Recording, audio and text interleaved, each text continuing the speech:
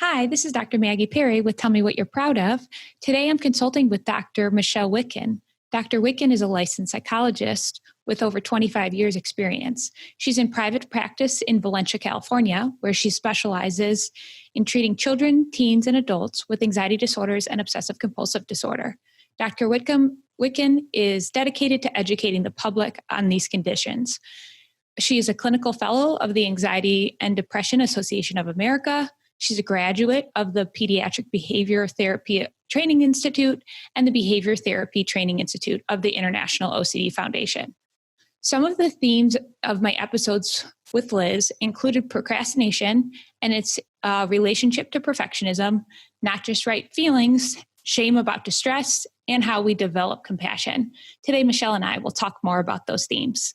So, Michelle, thanks so much for being with me. Thank you for having me. Great. So why don't we start on procrastination and perfectionism?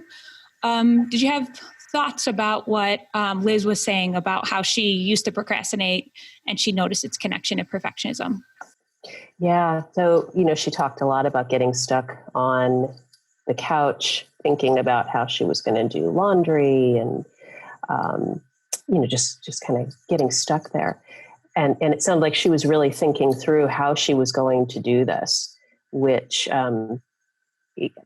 I was thinking to some people that could sound kind of unusual. It doesn't sound at all unusual to me working with OCD.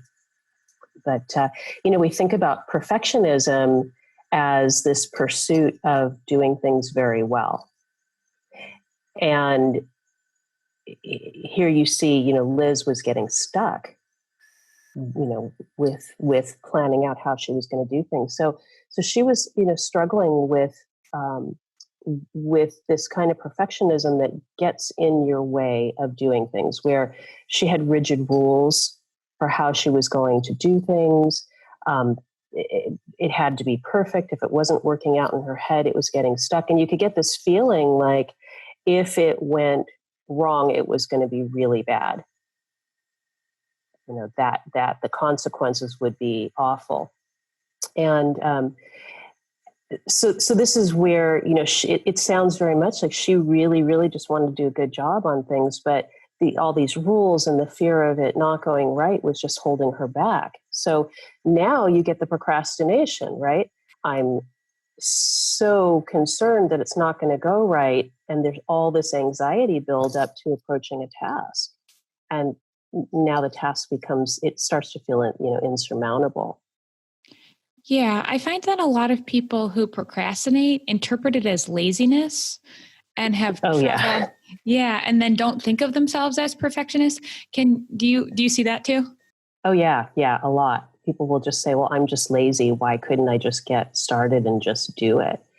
And what they're missing is that they're being just incredibly hard on themselves, and what they actually value is they want to do a good job, and they're underestimating how incredibly anxious they're getting and how that anxiety is getting in their way. Yeah, I completely agree. I think the other thing that's hard for somebody who's always thought like this to understand is that they don't realize that other people don't have the same standard and that they don't actually have to apply the standard that they're thinking of in order to do a good job. So I know I talk a lot about like doing a good enough job or making mistakes on purpose that can sometimes rub people the wrong way, frankly, before they understand. But it's not that we're trying in overcoming perfectionism. It's not that we're saying that it's okay to be mediocre, but rather the standards that the clinical perfectionism is upholding is actually like becoming diminishing returns or never getting started at all. Yeah. I also too, a lot of times people will say to me that they understand that other people don't have the same standards that they do, but in themselves, they can't seem to give themselves that break. Mm-hmm.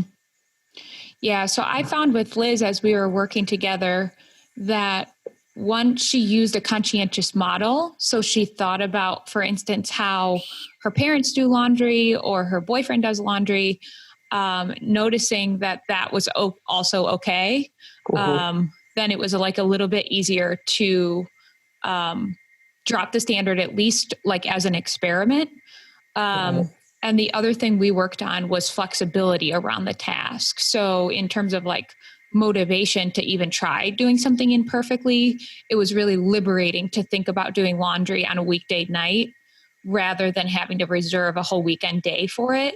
And so if you can just do that task imperfectly, you might have increase in flexibility. And I think there's a lot of tasks that we see people with anxiety disorders or OCD like refraining from getting started on because they feel like it has to get complete or it has to get it has to be done perfectly if they get started. Yeah, for sure. And I think that it takes a lot of courage to do what you're talking about, to do it imperfectly. The sense of, well, am I going to be able to handle that feeling if it doesn't feel quite perfect? And so it takes courage. And I like how you were talking about it as, well, let's try an experiment with it, because an experiment it doesn't feel as permanent. Mm-hmm. I can give it a try and I can see what it feels like. And then I can make a decision if I can continue or not. But it's, finding that initial courage to take the step to try it, doing it imperfectly, doing it not quite right.